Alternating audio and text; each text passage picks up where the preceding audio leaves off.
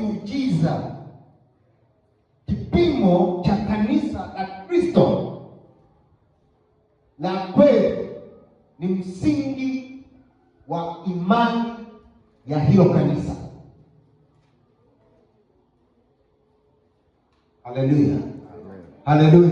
Amen. Kwa msingi wa hilo kanisa, waliamini nini? Walipokea nini? Uliamini nini? Ulipokea nini? Huu ndio msingi. Ndio maana Biblia imesema shetani ana makanisa yake, na shetani ana watumishi wake, ambao hao watumishi wewe usipokuwa na roho wa Mungu huwezi ukawatambua.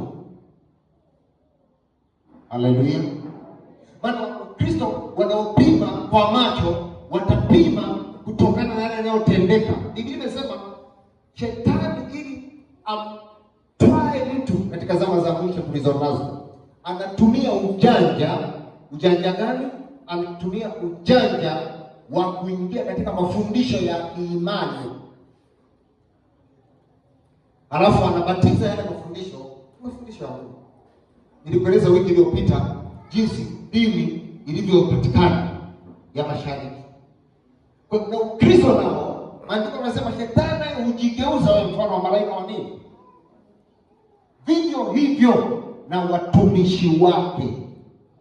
Sio tu mwenyewe, bali anakuwa na watumishi wanaosema nuru, wanaoimba pambio, wanaosema Yesu, wanaosema Bwana sifiwe, na wanaofanya miujiza. Sasa huwezi ukawatambua wewe kama hauna Roho Mtakatifu. Haleluya. Amen. Huwezi ukatambua. Ndio maana sasa dunia ni kama imechanganyikiwa. Dunia ni kama ina wayawaya.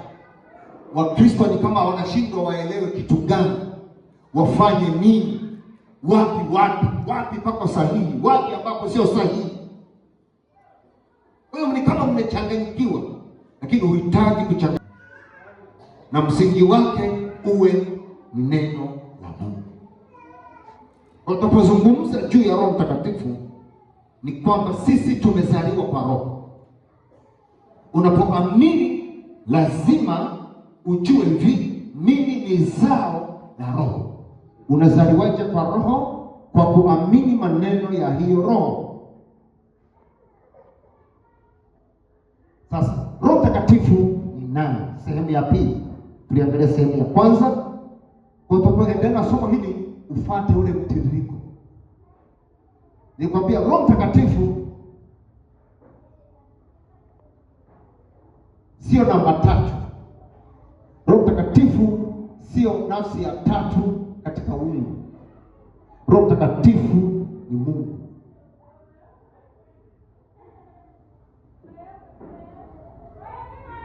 Kitabu kile cha Mwanzo sura ya 1 kuanzia mstari wa 1 hadi wa 2, andiko anasema huyo Roho wa Mungu alitulia juu ya vilindi vya maji wakati dunia inatengenezwa. Roho wa Mungu alitulia juu ya maji. Maana yake huwezi ukamtenganisha mtu na Roho. Huwezi ukamtenga mtu na Roho. Na mwanadamu ni roho. Roho ya mtu ndiyo mtu. Kwa hiyo Roho Mtakatifu ni Mungu. Yohana tulisoma 4 mstari wa 24. Neno linasema Mungu ni roho,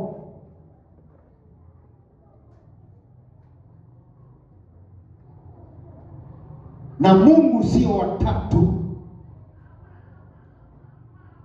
Hakuna miungu watatu.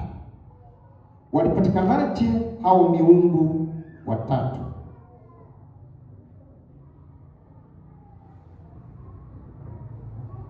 Walipatikana hivi.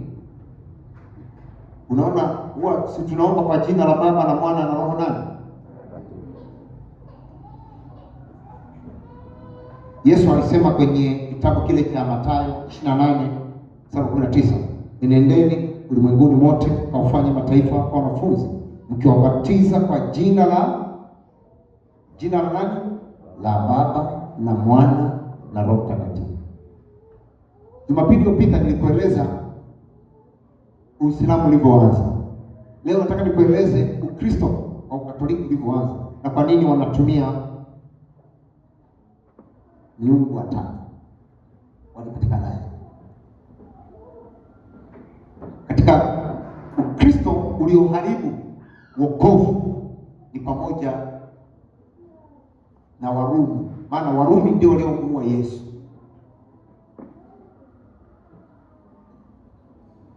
Na kwa sababu walimuua Yesu,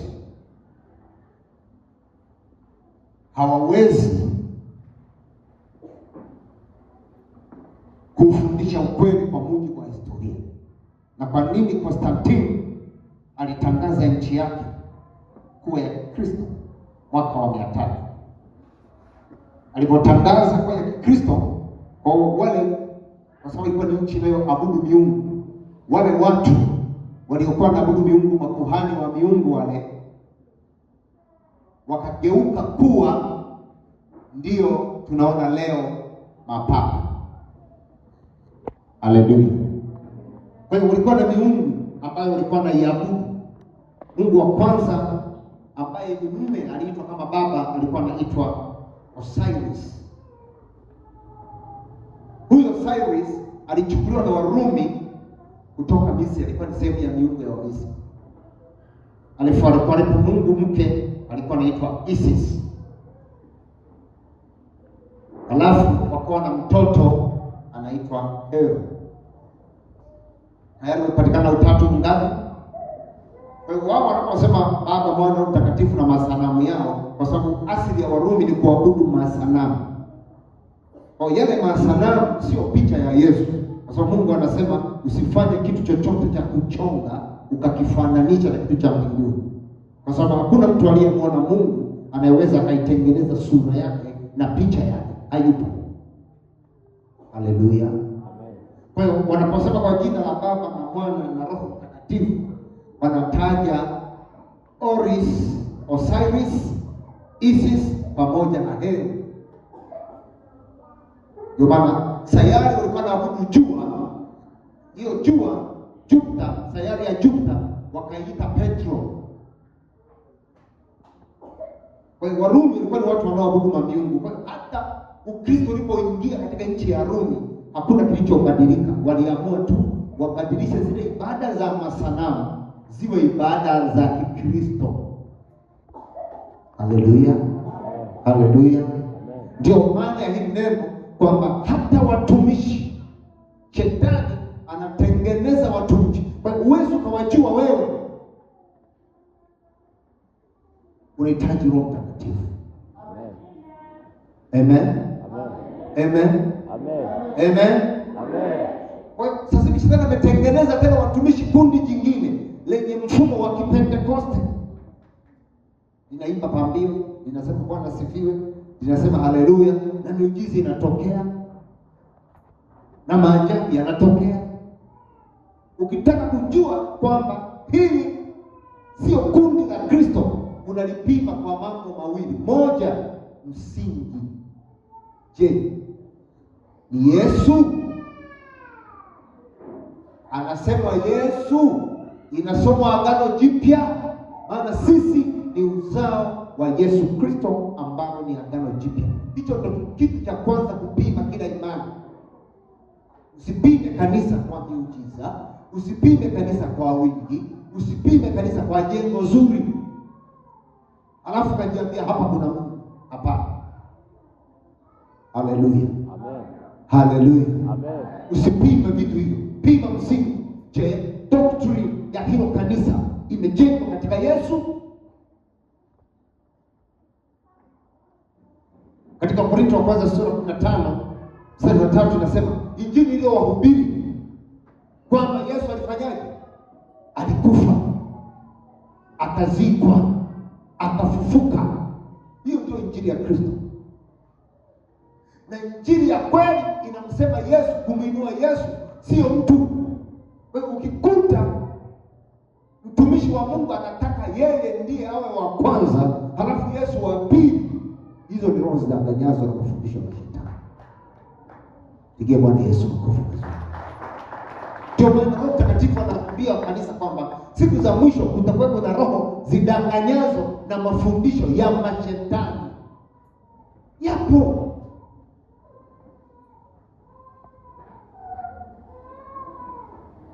Ukikuta mtumishi Yesu ni wa pili, yeye ndiye atakayeonekane kwanza pale. Kwa ukikuta kanisa anayesema sana ni kiongozi wa hilo dhehebu kuliko Yesu, hiyo ni roho zidanganyazo na mafundisho ya nini? Namba 2 ni kumpima kanisa la Kristo, ni kupima katika neno la Bwana. Haleluya. Ni kupima kupitia Roho nani? Mtakatifu. Kwa Roho Mtakatifu ni Mungu.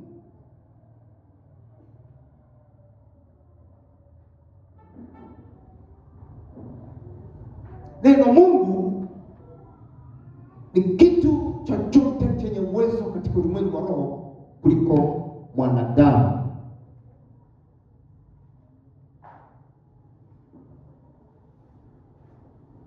Soma Korinto wa pili sura ya 4 mstari wa 4. Korinto wa pili sura ya 4 mstari wa 4. Mungu si mmoja, ila kuna Mungu mmoja wa kweli. Kwa hiyo jina Mungu ni kitu chenye nguvu katika ulimwengu wa roho ambacho kinazidi kaida ya binadamu, kinaitwa Mungu. Kwa Mungu, neno Mungu linasimamia roho. Nisoma Korinto wa pili sura ya 4 mstari. Inasema, Yes. ambao ndani yao Mungu wa dunia hii amepofusha fikra zao wasioamini, isiwazukie nuru ya Injili ya utukufu wake Kristo aliye sura yake Mungu. Amen. Ambao ndani Mungu wa dunia hii. Kwa hiyo jina Mungu halisimami tu Mungu wa mbinguni. Kwa hiyo sio kila mtu anasema Mungu. Ukadhani anamsema tu Mungu. Angalia msingi wa kumsema huyo Mungu ni nani. Ukikuta imani haina msingi wa Yesu, maana sisi ni kanisa la Kristo, lazima msingi wetu uwe Yesu na neno la Kristo. Amen. Haleluya. Amen. Kila watu unaposia watu njia za kwenda kwa Mungu ni mbalimbali. Mwingine anapita huku, mwingine huku. Kwenda mbinguni sio kama kwenda Dar es Salaam. Kwamba unaweza ukaenda na treni, mwingine ndege, mwingine sio na gari, mwingine sio na nini. Hapana. Mbinguni sio Dar es Salaam. Yesu akasema, mimi ndimi njia, kweli na uzima. Hakuna mtu atakayefika kwa Baba ila kwa njia ya mimi. Haleluya. Haleluya. Haleluya. Ndio msingi wa imani ya kweli, Yesu Kristo. Huwezi ukaiamini hii njia ya Kristo bila Roho Mtakatifu. Kwa Roho Mtakatifu tumeona ni Mungu. Ukitaka kushinda mazingira, ukitaka kwa mtu kwa tofauti, ni lazima, sio ombi, ni lazima ujae Roho Mtakatifu. Wewe ni mali ya kiroho, lazima uwe roho.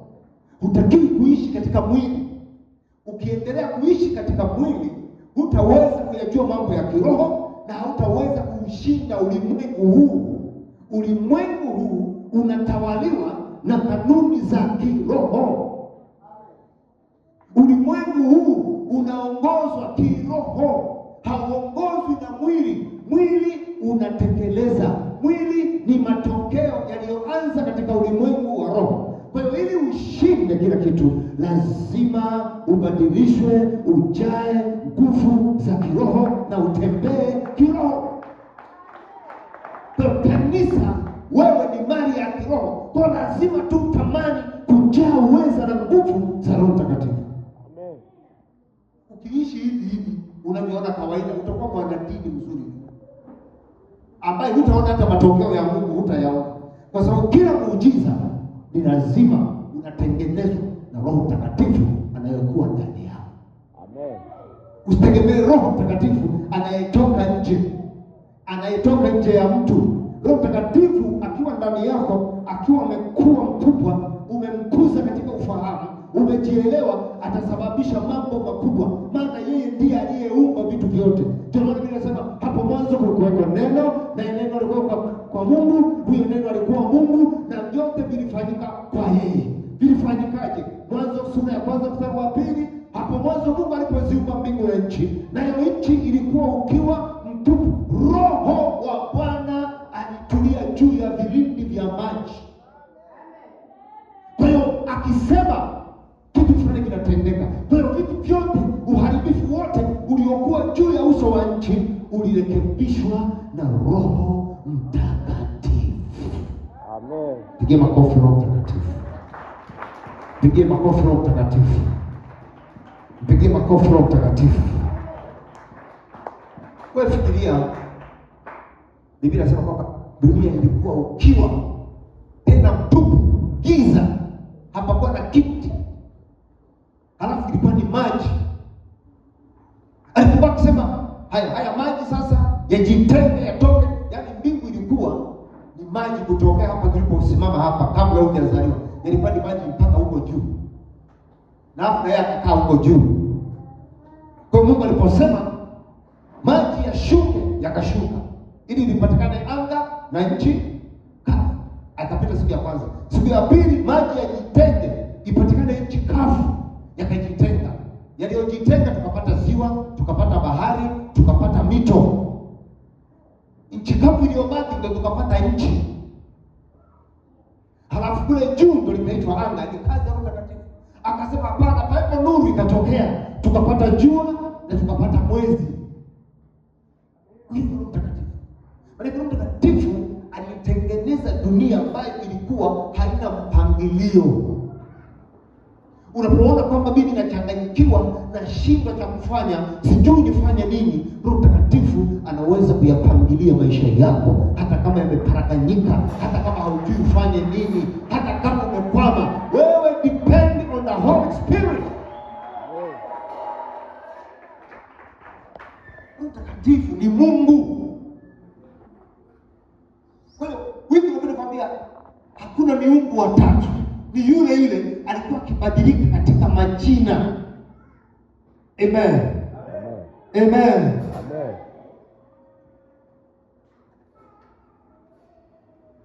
Luka sura 24 mstari wa 49. Yesu akawaambia wanafunzi wake, kaeni humu mjini hadi mvikwe uweza utokao juu.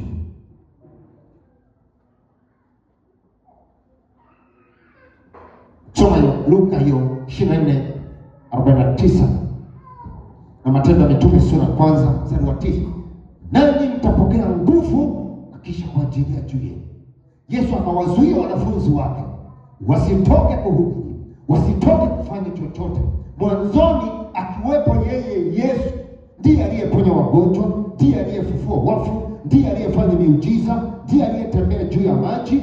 Akiwa Nyarasaka, ilikuwa ni hapo Nyarasaka, hawezi kuwa Kamanga. Akiwa Sengerema hawezi kuwa Magu. Akiwa Bukoba hawezi kuwa Mwanza. Lakini alipokufa akafufuka, akawa roho, ndipo akaweza kutawanyika popote. Kwa wanafunzi wanakwambia msiondoke. Msiondoke. Biblia inasema, na tazama nawaletea juu yenu ahadi ya Baba yangu, lakini kaeni humu mjini hata mvikwe uweza utokao juu. Sikia, akawazuia, kaeni humu mjini, msiondoke kabisa hadi mvikwe uweza. Unapokuwa na Roho Mtakatifu, wewe ni mwananchi tu. Yesu karogwa na ukarogeka. Yaani unaweza kuwa na matatizo yale wanadamu. Ukiwa na Roho Mtakatifu, hujajaa uweza, utaogopa mazingira. Hata unaposema hauzuii na mazingira, lakini mazingira yatakuzuia. Haleluya. Haleluya.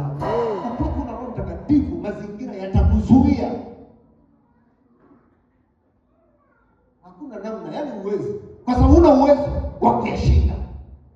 Huna uwezo wa kuishinda njaa, huna uwezo wa kushinda magonjwa, huna uwezo wa kushinda vita. Ni mtu tu. Ukitishwa na nyau unatetemeka, akitoa bundi hofu, ukitishwa na mchawi unaogopa, kwa sababu huna uwezo. Yesu mwenyewe akasema kabla ya kuanza kazi, wakati anabatizwa na Yohana, ili anaingia majini, andiko nasema akatokea Roho wa Mungu, nasema akaja kama huo, alafu na sauti ikatoka mbinguni ikasema, huyu ndio mwanangu mpendwa, msikilizeni. Na yeye alipoanza kuhubiri cha kwanza, akafungua kitabu cha chuo cha Isaya, Roho wa Bwana yuko juu yangu, amenipaka mafuta. Yeye hakufanya chochote bila Roho wa nani? Kipimo cha wewe na Roho wa Mungu amejaa ni namna gani unavyomtumikia Yesu. Kama hujihusishi na mambo ya Mungu, kila kitu nakiona kizito cha Mungu, ni ishara tosha wewe hujajaa Roho Mtakatifu. Ni Mkristo uliye level ya kuamini. Uwezo ukashinda chochote. Ukipigwa na mawimbi unatetemeka, ukikumbana na dhoruba wewe yani ni chakula. Ndio maana Yesu akawaambia msitoke mpaka mjae uwezo.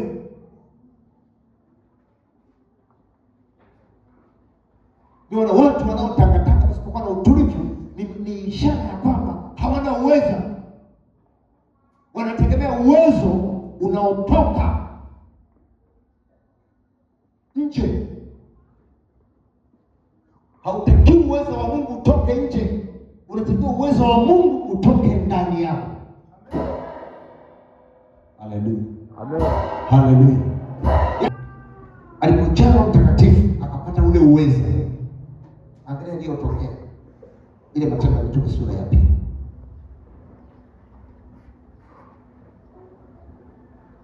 Anasema hivi. Hata Matendo ya Mitume sura ya 2. Siku ya Pentekoste kulikuwa mahali pamoja. Kukaja ghafla ndimi za moto. Kwa watokea ndimi zilizogawanyika kama ndimi za moto, ukiangalia kila mtu, wote wakajazwa Roho Mtakatifu, wakaanza kusema kwa lugha mpya. Na mstari wa 5, sikiliza. Matokeo ya uweza sasa, waliojaa wakawaje. Na kulikuwepo Yerusalemu Wayahudi wakikaa, watu wataua, watu wa kila taifa. Na sauti iliposikika, walikutanika, wakashikwa na fadhaa. Kila mmoja wakisikia kinena kwa lugha, wakashangaa wote, wakastaajabu. Tazama, hao wote si wa Galilaya? Imekuwaje basi sisi kusikia huo lugha zingine? Wapapi, Wamedi, Waelami, wa Mesopotamia na nini, Wakirene, Waarabu tunawasikia. Wakashangaa wote, wakaingiwa na shaka.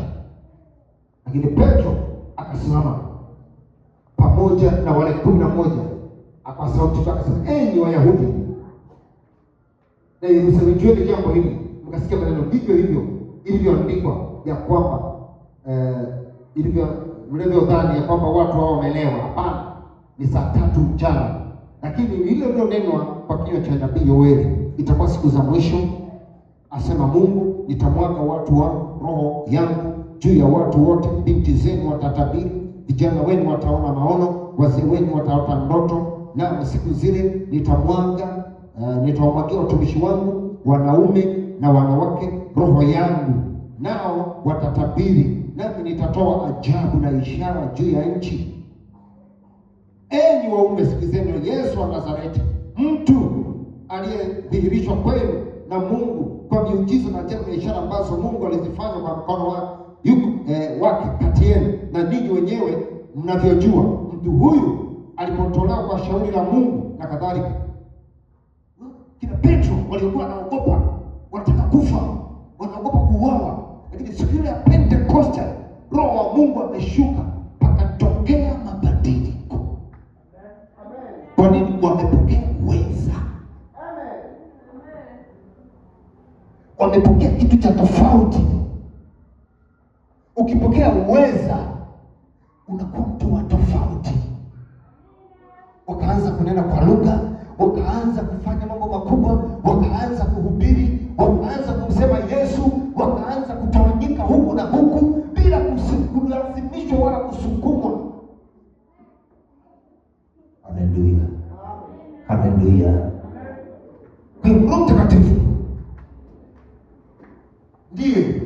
aliyeumba mwili ndani ya tumbo la Mariamu.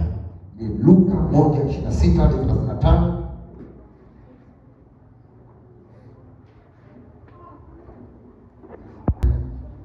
Salamu umejaa neema, Bwana yu nawe, utachukua mimba, utazaa mtoto. Akauliza swali, neno hili litakuwaje? Nimekupa andiko, utasoma. Neno hili litakuwaje? Malaika akamwambia, Roho wa Bwana atakufunika na kitakachozaliwa kitaitwa kitakatifu, mwana aliye juu. Swali linakuja, baba yake na Yesu ni nani? Kwa majibu haya, baba yake na Yesu ni nani? Roho Mtakatifu. Kwa sauti, baba yake na Yesu ni nani? Roho Mtakatifu. Kwa sauti, baba yake na Yesu ni nani? Roho Mtakatifu. Kwa sababu inaandikwa Roho Mtakatifu atakufunika. Kwa hiyo kitendo cha Roho Mtakatifu kuwa juu ya Mariamu kwa upako, alikuwa anaumba mtu ndani ya tumbo la Mariamu. Alikuwa anaumba mwili utakaozaliwa uitwe jina la Yesu. Haleluya, haleluya. Yaani Roho Mtakatifu alikuwa anaumba mwili, yaani Mungu alishuka akachukua mwili. Ikiwa kama mwanadamu anatokana na udongo, itakuwaje? Tayari ameshakutengeneza huo udongo, umekuwa mwanadamu, anashindwa nini kujiingiza humo ili apate mwili?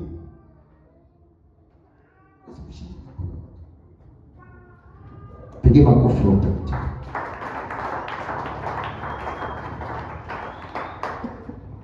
Kwa kitendo cha Roho Mtakatifu kumfunika Mariamu, ilikuwa ni kitendo cha uumbaji.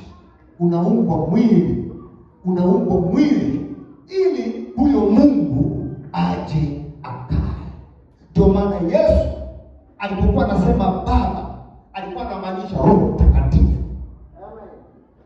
Alipokuwa anasema Baba yangu, alikuwa anamaanisha ni Roho Mtakatifu, maana ndiye amemuumba.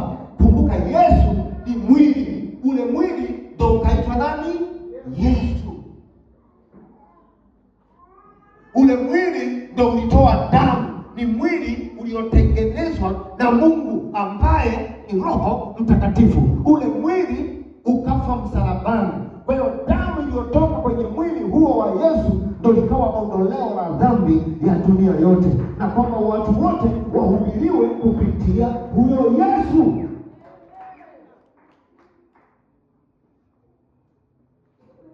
Tunazungumza Roho Mtakatifu, Mungu kuja kukaa ndani ya watu.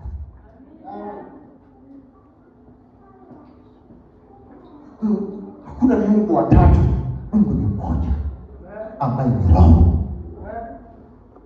Unaposema Yesu, maana yake unazungumza mwili uliotengenezwa na Mungu ukapewa jina la Yesu.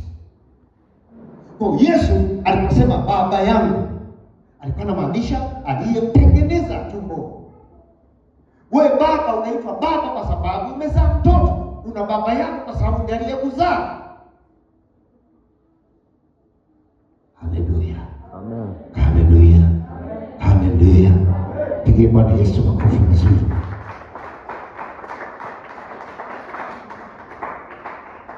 Yesu ni matokeo ya uumbaji wa Roho Mtakatifu. Ndio maana ukisoma hapo mwanzo, Mungu alipomuumba Adam, tufanye mtu kwa mfano wetu. Adam alikuwa ni roho, alikuwa ni mwanadamu wa kiroho. Ndio maana Adam alikuwa kila wakati na unaposikia neno Eden, akawekwa bustani ya Eden. Eden, maana ya neno Eden, the presence of God, ni uwepo wa Mungu.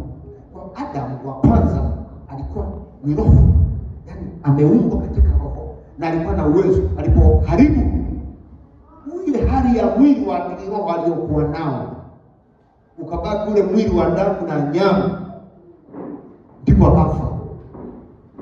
Akaishi miaka 900, akafanyaje? Lakini wakati hajala tunda, alikuwa na uwezo wa kuishi milele. Kwa sababu kinachoweza kuishi milele ni Roho. Haleluya. Amen. Soma Korintho wa kwanza 15:40